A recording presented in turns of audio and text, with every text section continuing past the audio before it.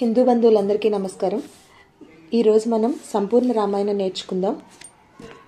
ఓం శ్రీ సీతారామాభ్యాం నమః. ప్రథమోధ్యాయం. ఈ సమస్త జగత్తునకు శ్రీరాముడే శరణ్యుడు. సమస్త కార్యములను సిద్ధించుటకై ఆయనకు నమస్కరించదుము. శ్రీరాముడు చిత్రకూట నివాసి, సీతాదేవి యొక్క ఆనందమునకు నెలవైనవాడు, భక్తులకు అభయమునిచ్చేటివాడు, పరమానంద స్వరూపుడు. లోకసాధకులైన సృష్టి స్థితి లయకారకులైన బ్రహ్మ విష్ణు మహేశ్వరులు శ్రీరాముని యొక్క అంశలే. ఋషులు సూతునితో ఇట్లు పలికెరు: ఓ పూజ్యుడా, నీవు గొప్ప విద్వాంసుడువు. మేము అడిగిన విషయములను అన్నింటినీ చక్కగా విశదపరిచితివి. సంసార బంధములలో చిక్కుకున్న వారిని దుఃఖములు అనంతములు. ఈ సంసార బంధముల నుండి విముక్తి కలిగించేవారెవరు? వైదిక ధర్మములన్నీయును కలియుగమున నిరాదరణకు గురి అవును. అధర్మ సూత మహర్షి రాక్షసులు కలియుగమున బ్రాహ్మణ కుటుంబంలో జన్మించెదరు. వారు ఆ స్థితి నుంచి ఎట్లా విముక్తి కలిగెదరు? భగవంతుని సేవించు విధానములందు జనులు పరస్పరము విరోధములు కలిగి ఉందురు. ద్విజులు స్నాన సంధ్యాది అనుష్ఠానములను ఉల్లంఘించెదరు. దైవ సేవలను మానివేయుదురు. కలియుగమున బ్రాహ్మణులు కంచుకములను తలపాగాలను అంటే టోపీలను చొక్కాలను ధరించెదరు. ఓ బ్రహ్మజ్ఞాని, ఘోరమైన ఈ కలియుగమునందున పాపాత్ములకును మనస్సు లేని వారికి నిష్కృతి ఎట్లు లభించును? ద్విజులు శూద్రులు ఇచ్చిన జలములను తాగుదురు. వారు వండిన అన్నమును వారితో కూడి భుజింతురు. అట్లు శూద్ర సాంగత్యములో ఆహార వ్యవహారములు నడిపించేవారు పవిత్రులకు మార్గమేది?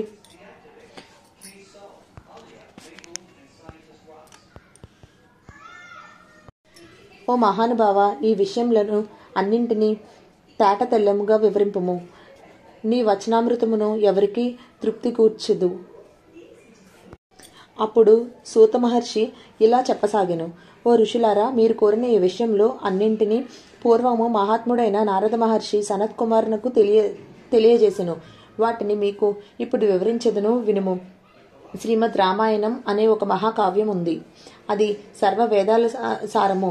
మహాపాపములను సైతం అది రూపుమాపును. దుష్టగ్రహ బాధలను తొలగించును.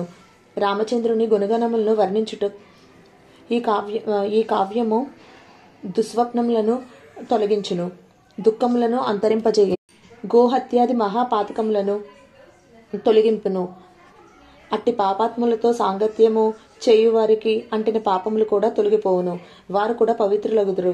రామాయణ విషయములను భక్తి శ్రద్ధలు గలవారి సమస్తులైన శాస్త్రములనందు ఆరితేరెదురు.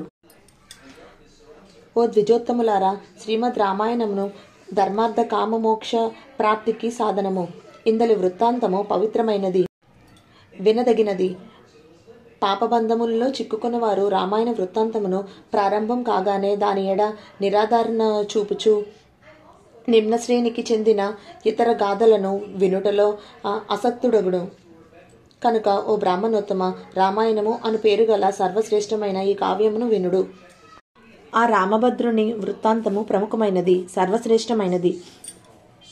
ఆ పరమాత్మ బ్రహ్మ విష్ణు మహేశ్వరుల రూపంలో సృష్టి స్థితిలయములను నేర్పుచున్నారు. సర్వశ్రేష్ఠుడను పరాత్పరుడైన ఆ ఆదిదేవుడు మనసున నిలుపుకొని మానవుడు ముక్తిని బడయును.